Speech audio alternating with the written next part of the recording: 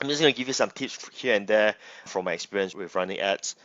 So we have Nazro. I'm using Facebook ads selling book entrepreneurship niche for client using Messenger objective for campaign. All right, so when you're doing this, right, Nazro, how much on average you are getting per send message? I mean, how much is the cost on average? Like when you run the ads, like they type in like, "Hi, I want to know more," right? When they submit inside there, how much on average is costing you? Okay, around 4 to 5 ringgit per message, right? Now, I'm not too sure about your industry and so on, right? It's a bit high for you to monetize, right?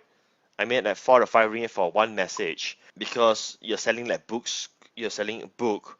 A book could sell for, I don't know, about 40, 50, whatever the price is, and it's costing you 4 to 5 ringgit per chat, right? So the solution for this is that, Nazro, you have to work on your funnel.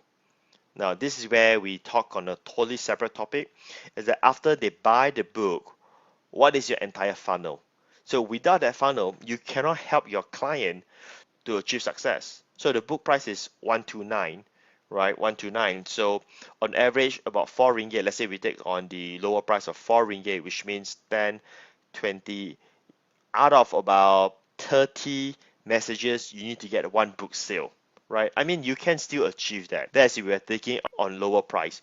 So the thing here is that you got to be strong at your funnel.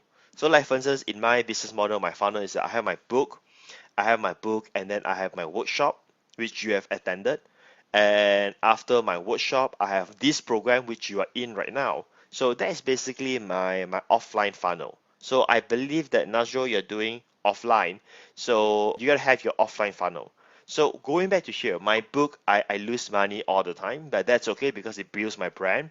And at the same time, it adds a lot of good points where they say, hey, this is really good stuff, right? And then they go to a workshop, they pay a fee, where we don't really make money from a workshop as well because of the venue cost. Then they go for the program, which is this program, which is the program that I love doing, and that's where we're able to generate income from it.